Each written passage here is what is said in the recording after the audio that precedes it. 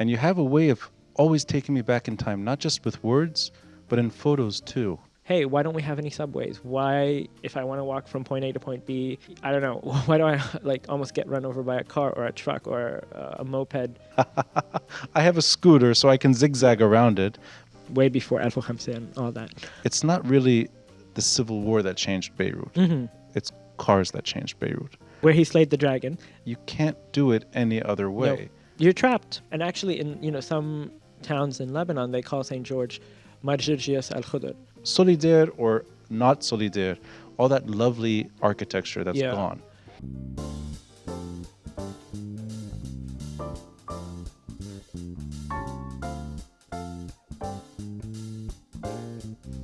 The urban planning terrain, especially post-war reconstruction, but not just that, pre-Civil War understanding of how Beirut looked like Beirut, really of how infrastructure came to be, transport, and those years public transport.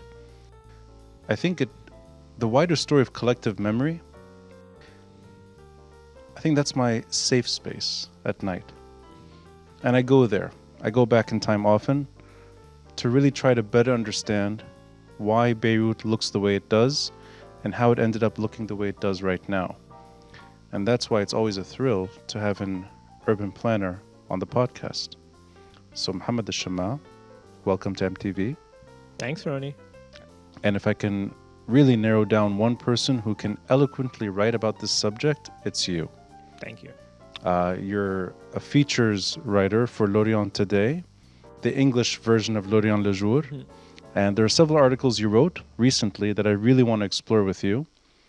And you have a way of always taking me back in time, not just with words, but in photos too. You find the right photos to match the text. So I'm going to rush into this story because there's a lot I want to unpack here. A recent article you wrote that actually touches on Fouad Chehab. But it's not Fouad Chehab the way we understand him in terms of presidency and national statecraft. It's Fouad Chehab, the urban planner, if you will. And it's an article titled Fouad Chehab's Forgotten Plans for Beirut and its city center. This almost is like a pre-solidaire, if you will, of urban planning in downtown when the state was directly involved. So I want to go into this journey with you. Why did you write this article? What does Fouad Chehab mean to you in general? Yeah. And why did you decide to merge him with urban planning? Because you brought all these lovely subjects together in one piece. I think I started writing it a month before the former president, Michel-el-Murr, left office as part of revisiting these past presidencies that don't get talked about as much. I wrote about, I think, the first president who was Charles de Besse, and about how confessionalism wasn't such a huge part of the equation at the time in the 1920s. And I was like, okay, why not tackle Fouad Chehab as well? And I kind of looked at him from different angles, but some of them including his stuff on rural planning, some of them including on banking policies. He helped establish what would later become BDL, or Banque de Liban, as a way to centralizing the country's monetary system. And urban planning was one aspect, but then it just ended up being the whole article. Because, I mean, if you want to tackle Fouad Chehab, it has to go from all angles. And for one little newspaper article, this is what I managed to do, but I'm glad it resonated so much. It resonated because you took the centralization story in terms of what he's best known for, state infrastructure and really state-centric stuff. And you're applying it to Beirut too. It's almost like he had a master plan. So I want to go down that road with you. Is that something that it simply never happened the way he anticipated it? Is it one of those things that he could not accomplish the way he envisioned? Or does it actually resonate today? The story kind of starts, I think, in the 90s, after the Civil War ended. There's an amazing French academic, Eric Verdil, who I interviewed for the article. He sort of kind of, he comes to Beirut, part of his PhD, and he kind of is writing about urban planning and its history. And then somehow he just stumbles on like Fouad Chehab and all these people urban planners. Some of them, I think, Mohamad Fawaz, whose niece is Mona Fawaz, who used to teach me at AUB, and kind of how they were invigorated by Fouad Chehab and his vision. And he turns that into a book, and then it's in French, but I guess we can post something about that. But yeah, so I talked to him, and he kind of told me that, yes, it was his vision, but on the ground execution, he was kind of delegated to a host of people, both foreign and local. So on the one hand, the person who did the wider vision, his name was michel-el-murr, and he is kind of responsible for a lot of the plans, a lot of the urban planning in Beirut from the 1940s and in the 1960s, that unfortunately some have been implemented and some haven't. Some of them being very progressive and others being very car-centric. It's a mixed bag, but at the time it was more about kind of like having like a modern vision for the capital city, kind of like what was going on in Brazil. In Brazil, they basically decided to build a new capital city out of scratch. They bought all these modernist planners like Oscar Niemeyer, and they built like Brasilia, and it was supposed to be like a vision for the future. And Fouad Chehab kind of was hoping to do that, and he sort of delegated that to the experts at the time. And they sort of devised these lovely little plans for what at the time I guess you could call it the Balad, or the downtown area as we call it today. Specifically Ghalghoul, which right now it's right next to the Esqua building. It was sort of like a very dense area. And then also Saife, kind of right above where Saife village is today. Yeah. And it was also another dense area. And at the time, the main concept, or the main ideas were, okay, really tight, crowded corridors, these narrow streets, not healthy, not good. We need to have these like modern high rises with a lot of space in between and space for cars, of course. And it was sort of like a twist. So usually the way cities develops in towns and stuff, they develop around buildings. Now it was sort of a shift, like cities were developing around streets, like very wide streets. And if you, and we talked about this last time, I mean, how I got into journalism and stuff, it was kind of like, hey, why don't we have any subways? Why, if I want to walk from point A to point B, I don't know, why do I like almost get run over by a car or a truck or a moped that's driving on the sidewalk? And I just kind of dived into this. So sorry, the 1990s research? So Eric started it in the 1990s, and he dove back into the 50s and 60s. But was it trying to look at a project that did not accomplish its goals? Because I remember, you tell me if I'm wrong here, these main boulevards that are almost in a straight line, that are not, they don't exist prior to Fouad Chehab, meaning the Independence Avenue, for example, it's not completed. Yeah. The road from the airport is not a straight road to the airport, the way, and especially post-90s, it's a different airport road altogether. But these straight roads that cut through neighborhoods and cut through communities. Yeah. Yeah, is that something that was achieved to a degree?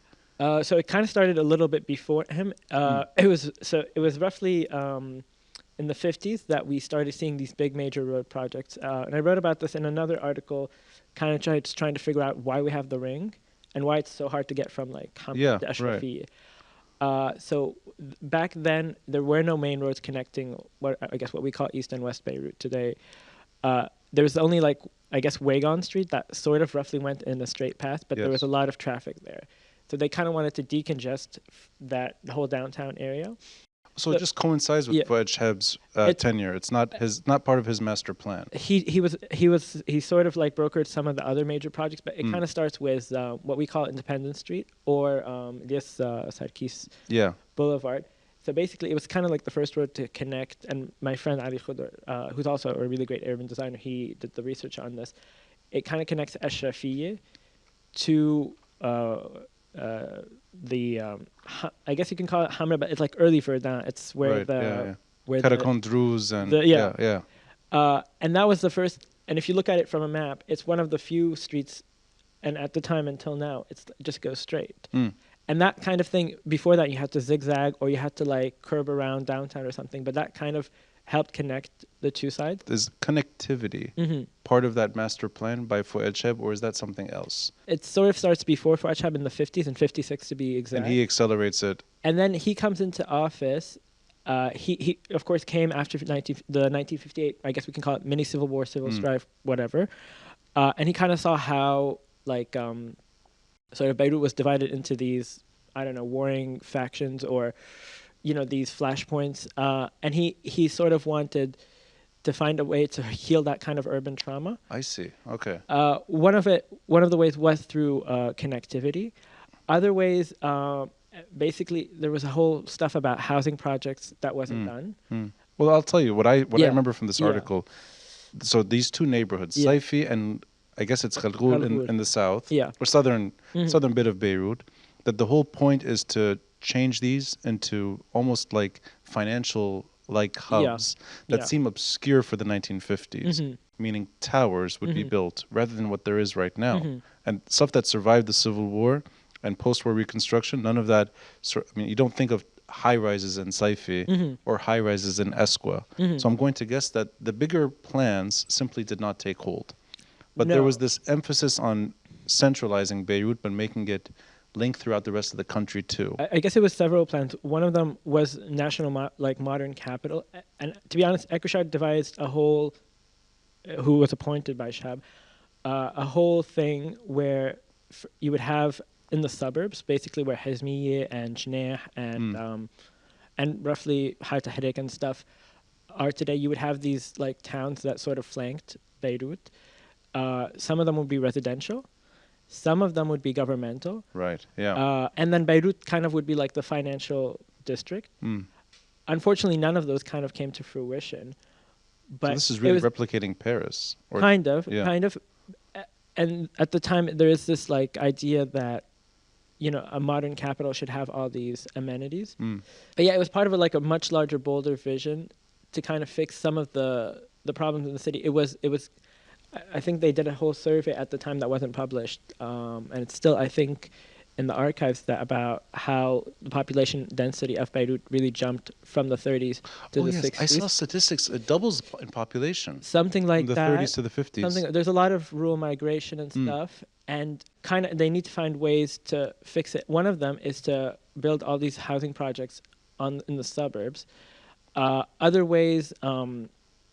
It's sort of to like keep people in like the towns, like basically in the north and the south and stuff. And they did accomplish two projects, and one next to Saida and then one next to Mina in Tripoli. And the point was to try to like prevent rural migration. But it's the whole, I don't know, really complicated and just all over the place plan that kind of has to be implemented in steps. And then, but the thing is, much of it wasn't. A lot of the decrees that were passed stayed there, and they were kind of used later after the Civil War. But a lot of it just doesn't end up passing, except for a lot of the street projects, like Shah al-Khoury Avenue. Right. Which, so the thing is... Actually, let me save that for the next article, because you actually dedicate an article solely to roads. So, and thank you for letting me start with Fouad Chehab. The reason I wanted to do that, it's such a short period of time. Yeah. It's 6 years. But so much goes back to one presidency, and even urban planning projects that may not have gone on the way, all the way. But I found it interesting that we're still living in his shadow to a degree. So those 6 years are crucial. Some of the laws passed, basically they make way, and not just the laws, some of the plans. So for example, so the reason why we have like on the Corniche, a lot of land reclamation to make way for the Corniche, that was sort of passed in his presidency. Eric kind of hinted that he was sort of like he let the urban planners do their thing, and he did his own thing. Yeah. And that's sort so of he outsourced urban planning to kind of, but that's sort of shows like a degree of leadership. But okay, it's not my expertise. I'll just give it to the experts. Other than wanting to put his finger in the pie, which is of all the articles you've written that merge politics with urban planning, I recommend that one in particular because it's key to post-independence attempts at planning in different ways. The second article, which connects to it in a natural way, it's Beirut's main roads were meant to connect the city. Instead, they divided it. Yeah. Now, I want to go through this one by one. We mentioned already that Mm. there's these straight roads that are being built Yeah. at the time they're non-existent before. Mm-hmm. And there's this very new introduction, which is cars. Yes. Not in smaller numbers, Mhm. in vast numbers, Yes. where Beirut changes forever. Mm-hmm. And I want to ask you, somebody who completed a master's degree in urban Yeah. planning at AUB, you're younger than me, Mm-hmm. but you're smarter than me in this subject, and you've seen, I think, more in archives. And the photos you embed are always fascinating. Is it a fair assessment to say that it's not really the civil war that changed Beirut? Mm-hmm. It's cars that changed Beirut, and cars that Yes. changed maybe even the social fabric of the city. Yes. Yeah. So let's go down that road. Why was the car Mm-hmm. considered to be liberating in the 50s? Well, this is a bunch of things. So on the one hand, there's no investment in transit project, and I talked about this last time. And they're also rolling back. At the same time, they're importing more And public transport. Yeah. And at the same time, a lot of car importers are importing cars. There's more congestion. And at the time, it was believed that if you widen the roads, if you build more roads, that'll relieve all the traffic. It's found out that later, actually, no, this encourages traffic because then you have less options to take. And more than that, Just in terms of cars and traffic yeah, being more detrimental Yeah. to the city than fighting, not in terms of damage, not that. yeah, More in there are neighborhoods that are erased, or at least yes, communities that are being exposed, Divided, yeah. divided and exposed, and maybe cut. but so it's this aerial photo from I think 1943, and I mean you don't basically instead of Fouad Chehab, it's called Fouad Chehab Boulevard, the ring, yeah. yeah. That's it's a natural Yeah. parallel. It's called Fouad Chehab. Yeah. It's from 43. It's way before that, and you see all these houses, and you see how just walkable Beirut is. You're talking about the place where the ring exists right now. Where it exists right now, where it basically cuts downtown from like Bashura and stuff. Right. It wasn't really there, and I was just so surprised at when I researched for the article and stuff. I was excited at the extent. I think something like 600 homes were demolished under eminent domain. Eminent domain is when the government says, "Okay, I'm going to demolish your house. Here's some money." Because I want to build a road or I want to build whatever. And just to make way for something that, I mean, till today, it still haunts us. I mean, getting to your house today, I had to walk. Well, I couldn't walk from Hamra to Ashrafi. I had to take a cab from Hamra to Ashrafi and then walk the rest of the way. But it's just, and I think that's sort of where the premise of the article started, where it was just like, why can't I just walk from one point to Beirut to another and not get killed? I don't know. And then it kind of starts. So your curiosity in the subject comes from you from walking the streets of Beirut. Yeah, and I interviewed you for that article because I think you've walked more miles and more whatever than I have with your tours. And you told me at the time it was just a miracle no one was injured in any way. Just getting from like one point to the other. But would you put burden on a bad master plan? Is that why these roads are? In a way, the ring exists before the Civil War. Yeah. It's expanded later. Yeah. But you already have this emphasis on cars, and you're making it harder to walk in Beirut. Is that sort of just the car was seen as something far more useful than literally walking in the 50s? I think there was this concept, I think that my friend Jan said, who's also a fantastic urban researcher, that I think it was sort of like not an honor, but more like a not Lebanese dream, but more like just it's sort of something to reach, that you own a house, you own a car, and you drive.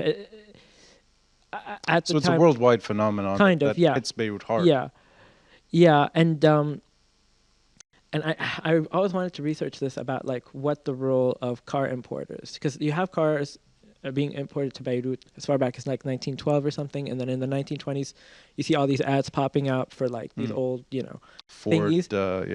But I always wanted to research like what was their role in like maybe influencing the expansion of the roads and building all these wide boulevards, but I'll get to that someday. But it's a number of things. It's just what the master planners were thinking at the time, that you need all these roads, And there was some kind of weird association with wide roads and health. If it's like you have narrow roads, it's just not healthy. It's congested, and like at the time there was no sewage and plumbing and stuff. This all goes back to well, if you want to go back to 1895. There's this French like physician who shows up in Beirut, and he's like, yeah, everything's so wide and narrow, so narrow and stuff. It needs to be widened. Just basically like what they did in Paris with like the wide boulevards, in order to kind of stem like all these diseases and stuff. This is what they believed in terms of like epidemiology. Yeah, pre-car, there's this emphasis on spreading people apart. Basically. But in 1950s and 60s, literally the car is dividing the city. Yeah. Even though the car is meant to connect everyone together. And in my assessment, these are the years that you lose a lot of the purpose of public transport. You tell me if I'm wrong here. It's 1964 where the tram shuts down. Yeah. The reason I love looking at the tram in time is because there's some video footage of it as well. Even in the 1920s, you can get across Beirut with ease with a tram. Yeah. And a tram that connects Ras Beirut to Ashrafiyeh and even beyond. And I think it's remarkable that we had this even pre-independence. 1960s, it's still Fouad Chehab, 1964, it's his last year. It strikes me as so bizarre that suddenly something that served the city so well is being ripped apart. Well, and buses are now being used. Buses, but they also kind of had a vision for metros, which I know we talked about this last time, but also that was never implemented, mainly because it was super expensive. Was there a subway system no, thought through? But there was a plan that was put through by Pierre Ismail, who's like Sami Ismail's grandfather, who was the Minister of Transport at the time. Under Fouad Chehab. He was in the Fouad Chehab government. Yeah, and then, I don't think it was released until like a year or so after. So, but the plan was, I think, about £1 billion, lira pounds, which at the time was like 300 mil, basically. Yeah. Dollars. Way before Alf Khamsa and all that.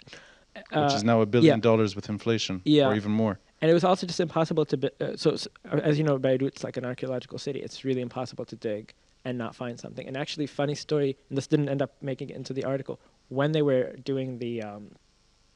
they were cutting the road between like Hamra and Ashrafiyeh for the Fouad Chehab Boulevard.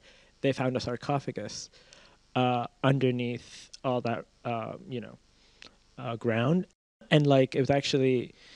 It's funny. It's like I don't know. It's it's just weird that something like this just ends up being. So these were all just plans that never materialized, but still the tram is parts of them. Yeah, just mostly the roadworks that were executed. Yeah, but like other visionary plans, like the financial districts, and it was going to have like a big theater, like a national theater, an opera house or something, and a mall. Great. I find it fascinating, though. Implemented, and the government cities in the Dawahi, in the suburbs, those were never implemented. I don't know if it's in your article or elsewhere. I've read that locals in the 50s, as these roads were being constructed, as these roads were being widened, and in a way Beirut was changing for the car, at least back then they thought for the better, that locals were complaining the tram was making traffic worse. Yeah.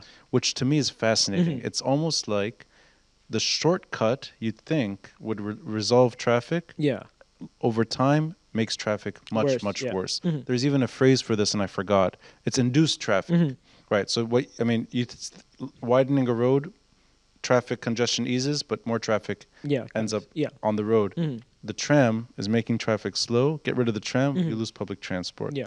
So that's why I always like this idea of not blaming the Civil War for everything. The tram is dislodged in 1964. The train that I think for the better part of the Civil War was not being used, but even the train became cargo only. Yeah. It wasn't passenger friendly. So the public transport emphasis doesn't go through with Fouad Chehab, which I find unusual. Yeah. He's emphasizing an urban planning model that's focusing on individuals and cars, not on shared transport. Is there any thought process there why you think it was considered secondary, or in fact get rid of it? It's useless.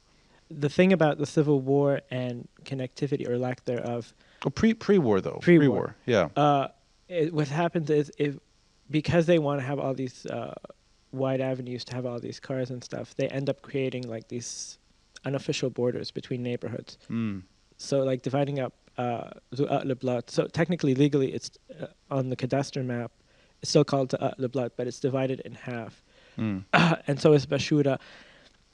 And originally the point was the car was going to connect us all, but what ends up happening is that it creates these like what they're called edges in urban planning lingo, but they're just basically borders that end up becoming stiffened and hardened during the Civil War. So it's sort of like a precursor to something bad that was going to make it worse. Not just that, like Bashar al-Khoury, Kemen, that also ends up becoming like a border between two different neighborhoods, Basra and Ras al-Naba.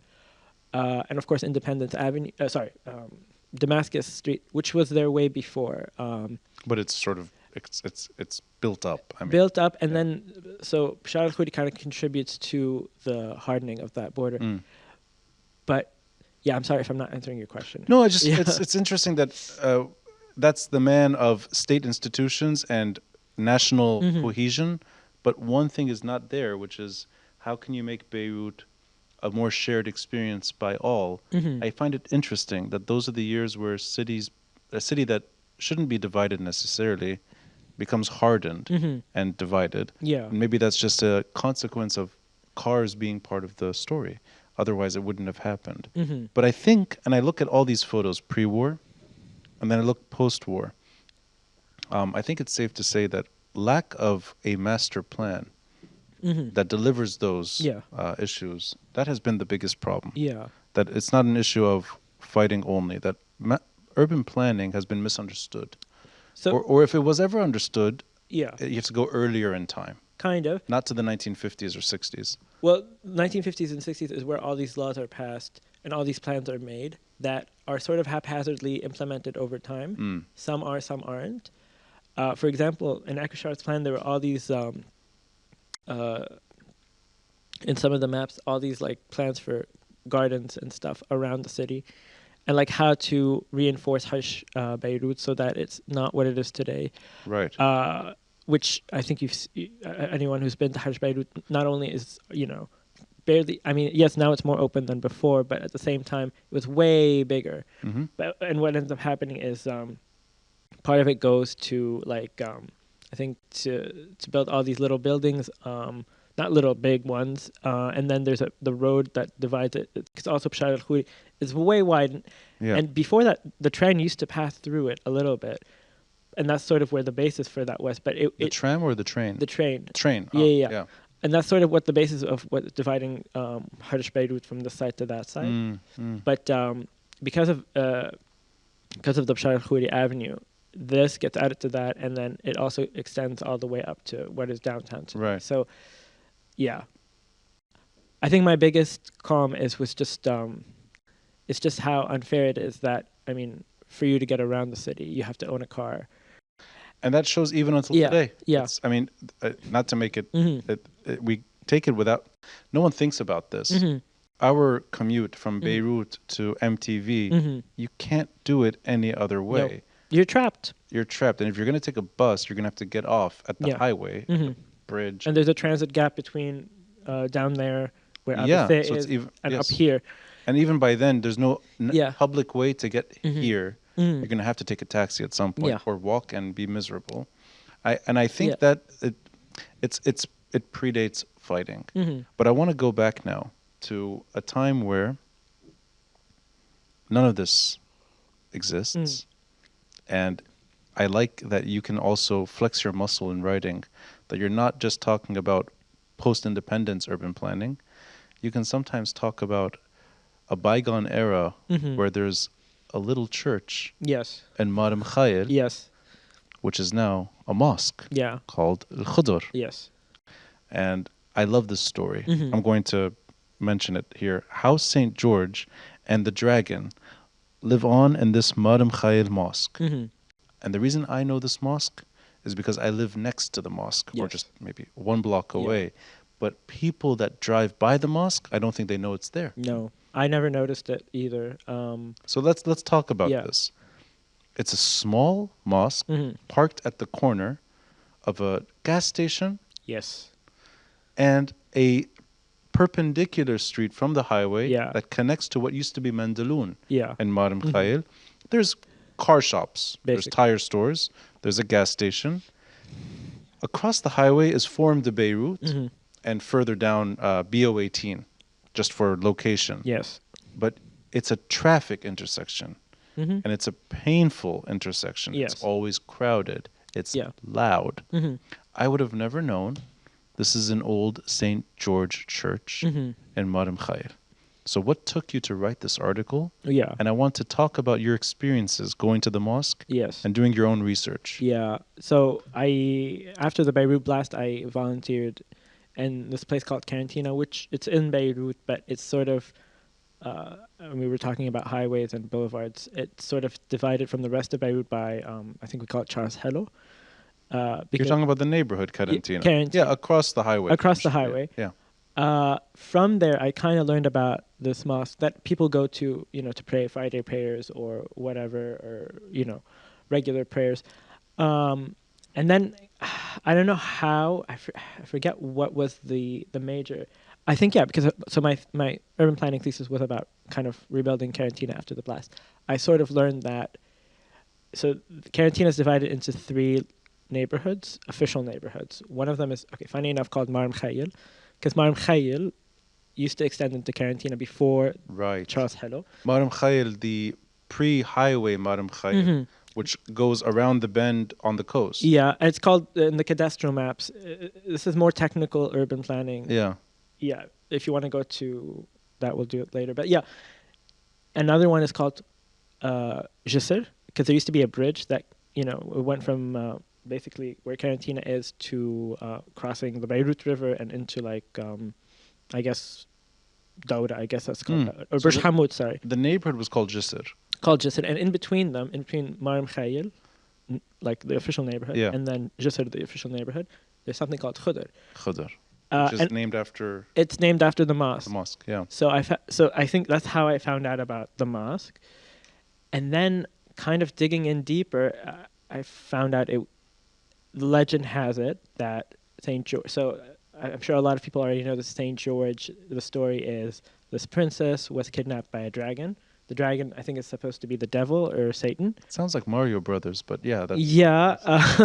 And then I think she prays to be rescued, and St. George appears, and he slays the dragon. And the iconography is basically him on a horse slaying a dragon, a.k.a. the devil. And so he's the patron saint of the city.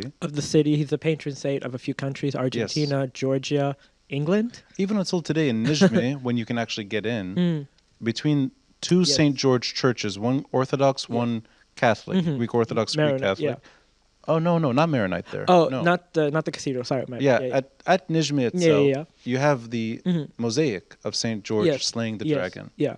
So this mosque is named after. So it is said that where did this happen? So legend and there's this historian from the 1500s named Salih bin Yahya, who says it happened near the Beirut River, aka what is Karantina today. Oh, where he slayed the dragon. Where he slayed the dragon. There's other stuff saying that it was in where Libya is today, where Palestine is, but let's focus on Beirut. So that's one of them, and read my article so if you want more context. But yeah, so Salih bin Yahya in the 1500s writes that it was there that it happened, and as sort of a reward, a chapel gets built, and we're talking Roman times basically. A chapel gets built in his honor.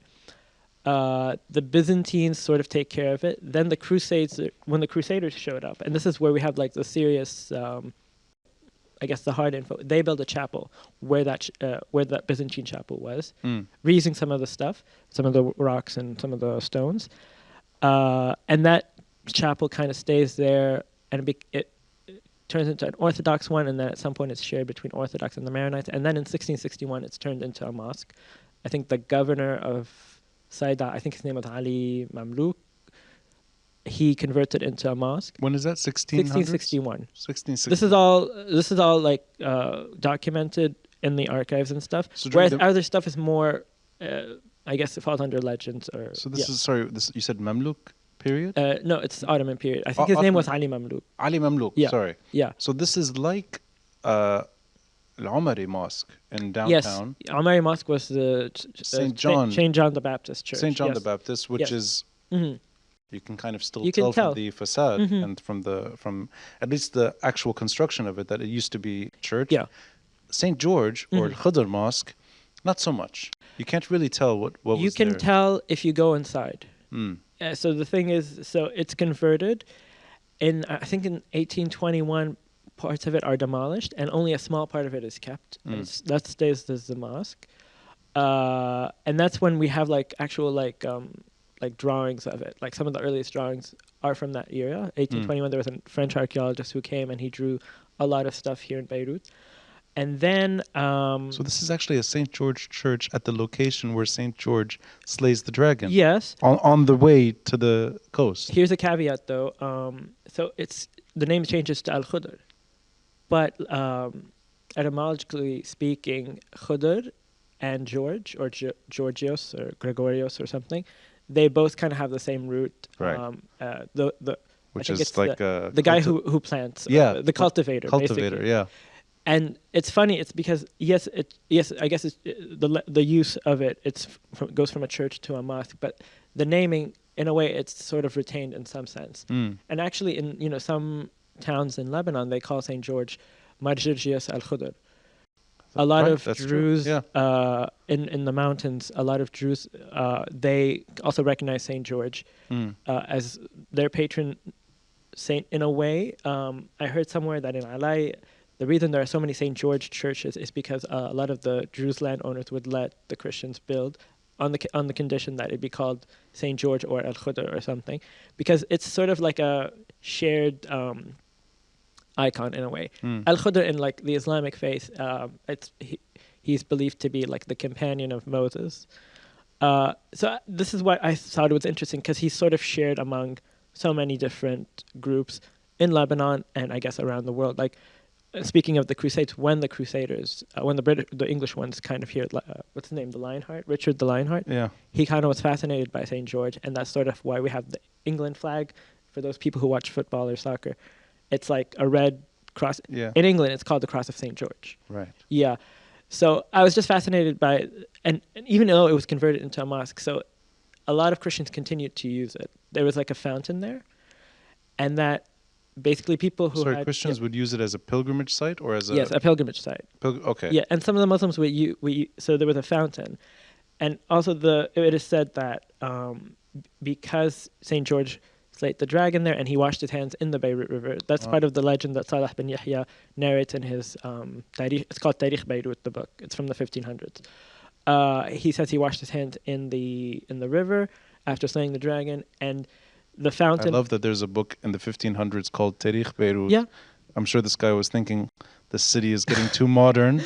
It's getting too big. Let me document it. And here we are. Yeah.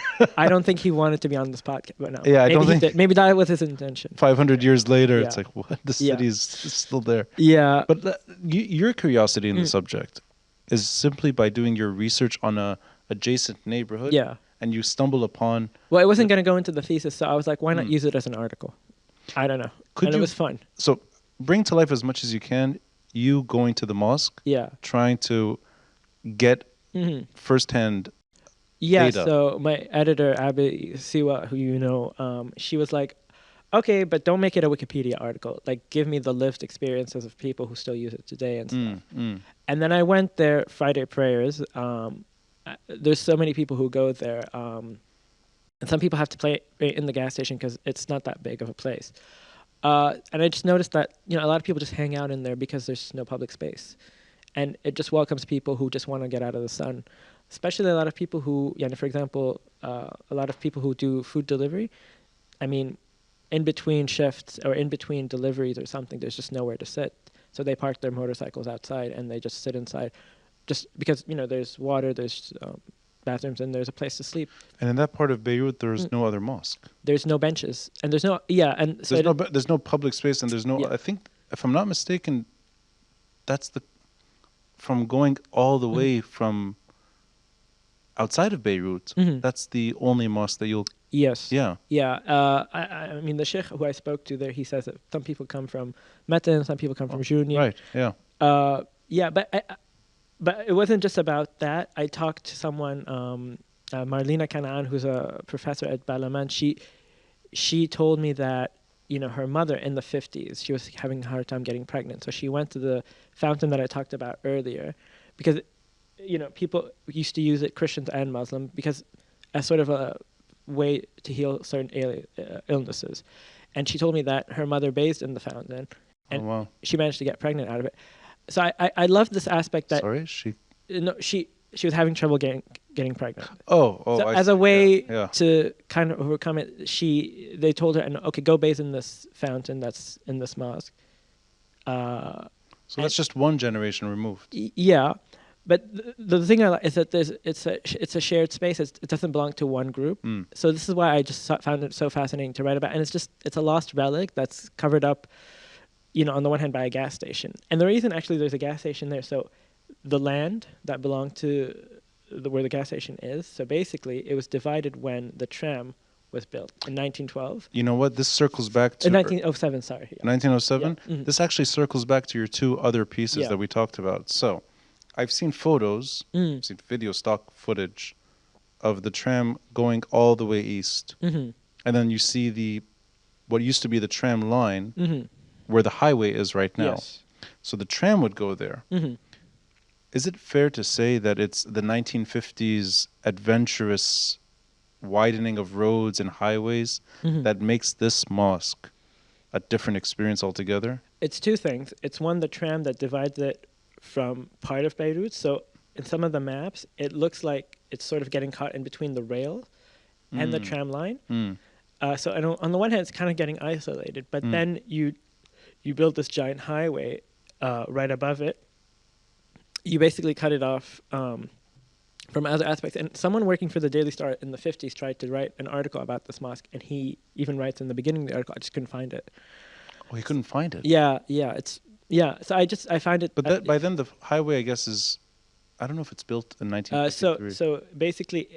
no, it's not built yet. I kind of documented this for my thesis. It's sort of built in the roads that make up the outline of the Charles Heddo Highway. Yeah. Or avenue. Technically it's called avenue, but it feels more like a highway. It's sort of... The outline is built in stages. So because Cantina was connected physically, you can just walk, you can just, do backflips between... what is today Armenia Street and Cantina, no problem. You could get there without crossing any highway. And they built like overpasses for it, but that just makes things more complicated because those aren't the most fun things to use. But so it's sort of built in stages, and then the tram is part of it, the railroad is part of it, but then some roads are built much later, and then by I think 59. It's a complete avenue, which kind of sucks. And then it's renamed later. But somebody going to look for it can't find it in the 50s, which probably means it's a more congested neighborhood, less roads. But today, if I go there, I will never walk there. Walking there is a miserable experience. Driving there is equally miserable. It's always traffic. It's a fairly dangerous intersection too, especially if you're coming out of Mar Mikhael. You're dodging gas station traffic, highway traffic, and all types of traffic. Buses parked everywhere. But I would never know. Had you not written that kind of article, I would never know that little mosque, which is used until today, it's used and it is full. Friday prayer, it's actually it spills out into the highway.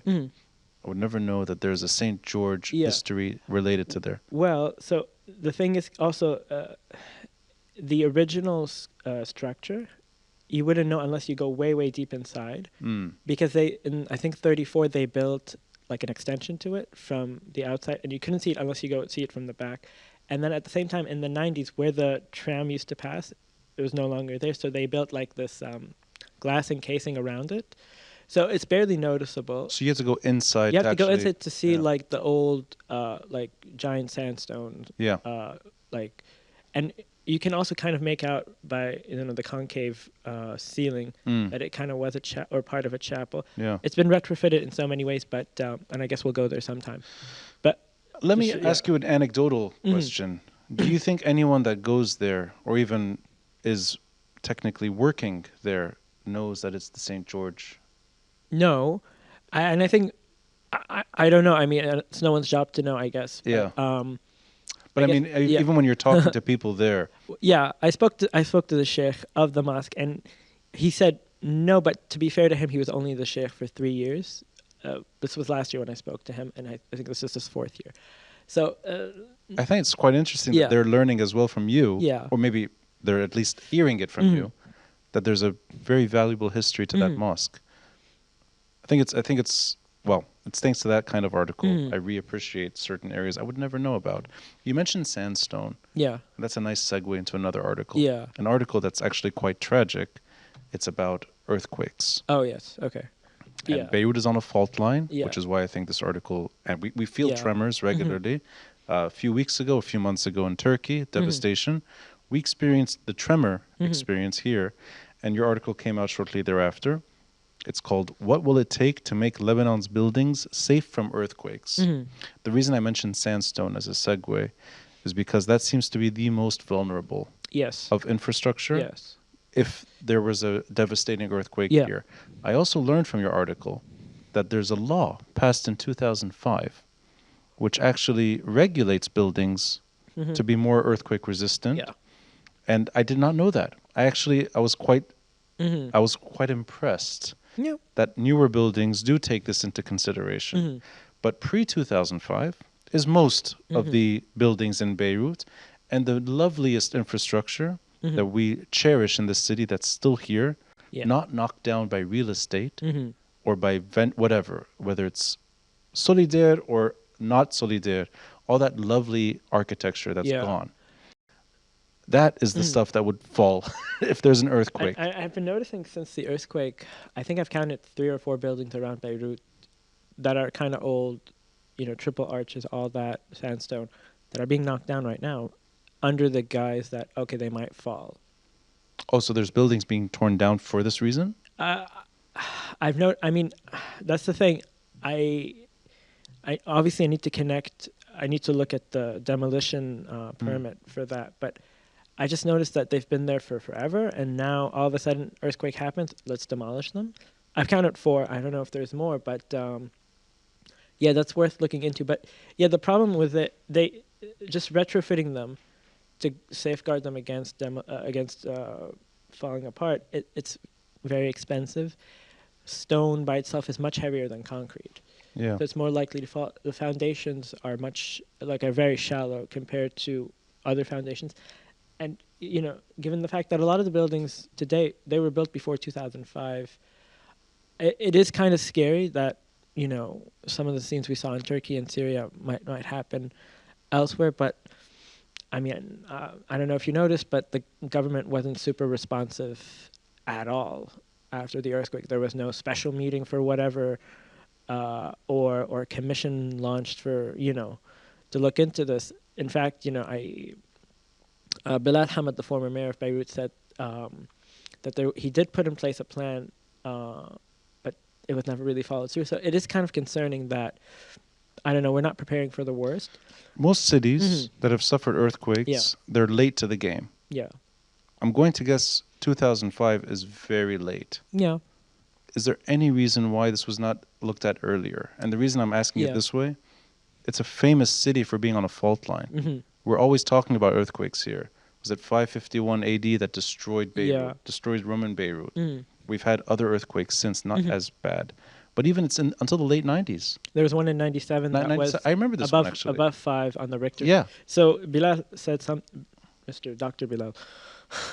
Former mayor of Beirut. Yes. Said something like, if we have a 6, that would be 6 on the Richter scale would be devastating. So far we've had, the major ones were 5, 5.4. But why is it not looked at seriously until 2005?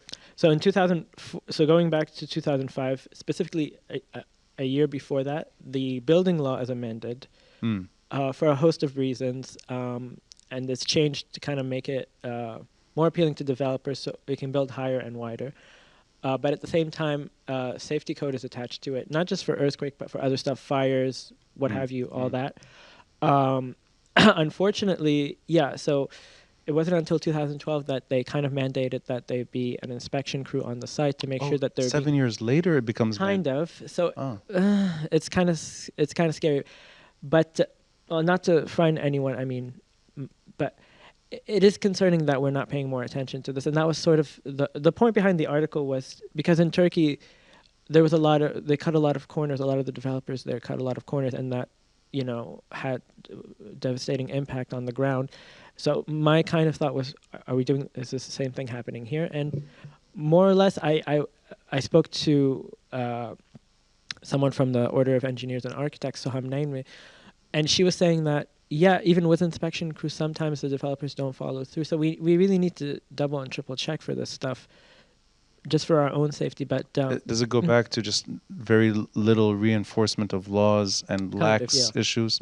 That's quite tragic, because if anything, the next earthquake should have hit Beirut, it's most of the city that's going to be damaged. These recent construction sites are not exactly, I mean, they don't dominate the landscape. So that's quite startling. Is there, and the article touches on this briefly, is there a way to retrofit buildings? There is, yeah. There is. Okay. Is that being taken care of? In some buildings that can afford to do it, yes. Oh, it's up to the individual. Kind of.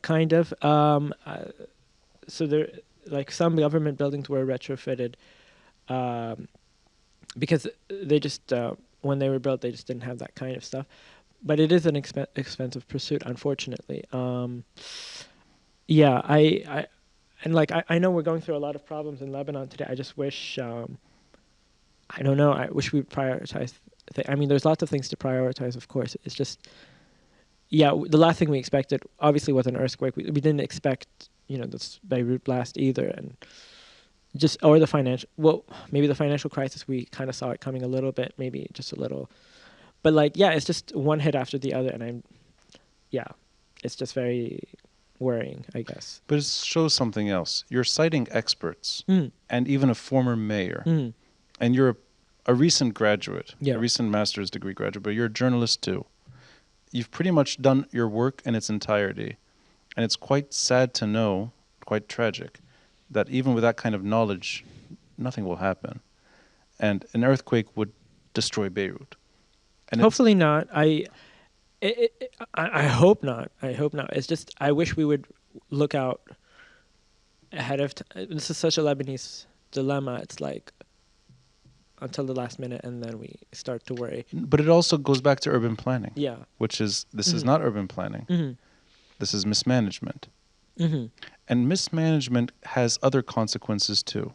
Sometimes good, sometimes bad. And I'll start by reflecting on the good. I think mismanagement allows for creativity. Recently, a few weeks ago, I sat with Bernard Khoury. He's not a mismanaged architect. He's a well-accomplished architect. To me, he's a shining star. But that kind of creative person can shine better in a city like Beirut, because they can explore things, I think, in a way that's more creative, and it's more liberating. But that should not be the template. But maybe certain characters can not just get away with it, but can redefine the city too in a very charming way sometimes. So that happens. I think that's a positive thing. Also, academia steps in. Beirut Urban Lab, which you were part of until recently, has been the reason why I'm always late to everything.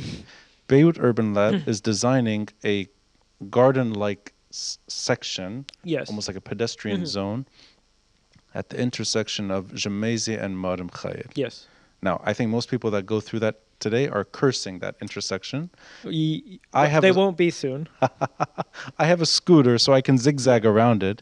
But can you talk about this intersection, what you know about it?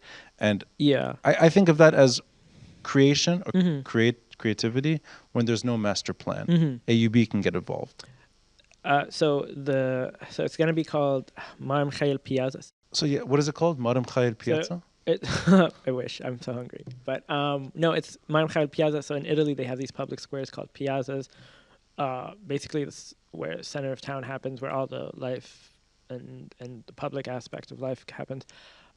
In the wake of the blast, I mean, the Urban Lab mobilized in the affected zones. So I was part of the crew with Dr. Fouad Chehab in Karantina. Others were in Mar Mikhael and Gemmayzeh.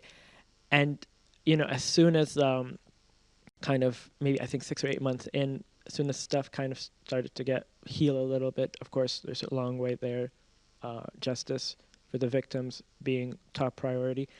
the pedestrian life kind of started to reactivate. And at the same time, Jamaica and Mar Mikhael are always known for the nightlife and stuff. And with that, restaurants park their little cedars outside and stuff, and there's more traffic coming in. And so they kind of looked into ways to make it more pedestrian friendly. And this is to also the credit of the late Habib Dibis, who passed away a few months ago. He helped design the piazza. And the point of it is to help make the area more pedestrian friendly, because most people who go there, they do it obviously for the restaurants and the bars and the whatever, but for the walk and the charming aesthetic appeal of the cluster, of the whole district. So in a way to help invigorate that was through this piazza. And the main point of it is at least yes, widen some of the sidewalks, build a little plaza in the middle. They're not going to disrupt traffic. Initially I thought that they were going to cut off one of the streets just to help the pedestrian aspect. They were a good compromise between the cars and the car owners and the pedestrian and the urban and the yada yada, was to keep it as a 2-lane. So I think you guys know what it looks like. It's basically where Jamaica ends and Mar Mikhael starts. There's a little intersection where you go down to Pasteur Street. That intersection is going to stay. So the point is to make it pedestrian friendly. Yeah. Okay, but that's something academia can do. Yeah, on the ground. On the ground, but there's no master plan for that. It's part of a wider vision, also designed by Habib Dibis, called Al-Masar al-Akhdar, or the Green Spine, which is, so basically, I think you remember this, back in 2014, they wanted to... But sorry to interrupt, because we don't have that much more time. I just want to emphasize something. Not to go too far back in this, but that this is not the municipality. It's a research center. Activists, urban activists, I guess you can call them, who are trying to, guide. Of course, they believe in, the important role of the state, and that it shouldn't be, decentralized to all these independent actors. But if you can do it through that, if you can help guide them, and this is sort of the point of civil society. It's so everyone has a say, not one dictator or one whatever does all the planning. But I think of this as a good avenue for activists or academics to try. And sometimes it works, like this example, and it's not done yet. But that to me is the positive end of mismanagement, meaning academics get involved. And sometimes they can do it. The arena's open kind of for others to put their input in. Right. There's a bad end to it, which is an article you wrote about really recently. Suddenly, kids are trying to jump up and down in a fountain next to the Samir Asir Square. It's actually part of the square. It's Samir Asir Garden. There's water. There's children jumping up and down. And it's a hot day. It's a hot day. And suddenly they're being whisked away. Yeah. That to me is the bad end, which is finally there's a fountain being installed. It's surprising that it still works without electricity. Sometimes it turns on. And then the children that seek comfort in it are told to get lost. Yeah. I mean, this was kind of concerning because on the one hand, where are they supposed to go? They can't go to the beach. Most of, first of all, Quarantina used to have a beach, actually, down the cliffs. The port took it over. We don't have access to sea. They can't go to Ramlat al-Bayda, mainly because all these resorts kind of took up basically what was before public. So and there's no public pools. Other cities have public pools and public other places. Esplanade, I don't know Spanish, but yeah. So on the one hand, it's where else were they supposed to go? On the other hand, why is this seen as a faux pas or something? Is it because I just said these children were Syrian? So what? Who cares? I mean, they're just kids. And most other cities, you have public fountains where just kids splash around and have fun. I feel like they're just closing down any remaining public spaces, and they're not supposed to be there for aesthetic appeal. They're supposed to be there so people can live through them. And I'm sure Samir Asir, I mean, I didn't know him. I'm sure you came across him. He wouldn't have minded. I'm sure he would have been happy. Well, his wife, his widow, Giselle Khouri, wrote about it on Twitter, saying that this is a fountain for all. Yes. And actually, I thought it was quite silly Mm-hmm. to see some public space, forget whether it's, had there been natural places for kids to run around, Yeah. fine. You can Mm-hmm. make the case that you shouldn't jump into a fountain. Yeah. But the fact is, there's no alternative. Mm-hmm. And this goes back to the last point I want to cover tonight, the issue of public space. Mm-hmm. I'm going to guess that's what drove you into urban planning to begin with. That you grew up in a city, or I did, Mm-hmm. where there's very little public space. Mm-hmm. If any, it's the Corniche. Yeah. The Corniche and these dotted parks that are Mm-hmm. sometimes inconvenient. Al-Hudish is huge still. It's not easy to get to. No. Sanaya is small. Mm-hmm. These little parks in Jaitewi and Ashrafi, wherever, Syufi, they don't really justify public space the way I understand it. Did that drive you into this field? Is that why you're a urban planner? This is why you write about these issues all the time? I don't know why I did it, to be honest. It was like 5 years ago. But I feel like that's part of my mission as a journalist and as an urban planner, is just to ensure like there's, access to the, not just access or anything, just that livability. Our livability standards are still there. Like, it's just very disconcerting to know that there are more parking lots and parking spaces than there are parks. And that's just not good, for people, or, yeah, but I don't know why. I would say the reason the reason I wanted to be was just, like reunite, like build space with the people who live through it and in and out of it. So, Well, you said yeah. livability. Mm-hmm. Let's end it with that Yeah. topic. Yeah. What do you mean by that? Like, You walked from one part of the city to my yeah. part of the city. Yeah. Because I'm going to guess you don't drive. No. Okay, so is livability to you meaning sidewalks? It means a bunch of things. And I think I'm writing an article about this, like living in a place that you can afford, that's near to everything, and that's clean, or like, it won't choke you to death, or, you won't, I don't know. Yeah, so like you won't have to rely on like a car or whatever to get to. So, and obviously like you're happy. I don't know. that's what I think of livability standards. But obviously there are other indicators. Yeah. Well, then let me end it by giving you my take Yeah. on livability. Yeah. I studied urban planning for a second. Yeah. I entered the master's degree you Mhm. finished some 20 years ago. Oh, okay. And then I shifted course. I changed. I took a course only. Ended up not doing a master's in the subject. That stretch of time in my life, I found it so inconvenient Mm-hmm. to do what I loved doing, Mm-hmm. walking tours. Mm-hmm. And for the better part of my adult life, that's what I used to do. Mm-hmm. It was always tricky to get people from one part of the city Yeah.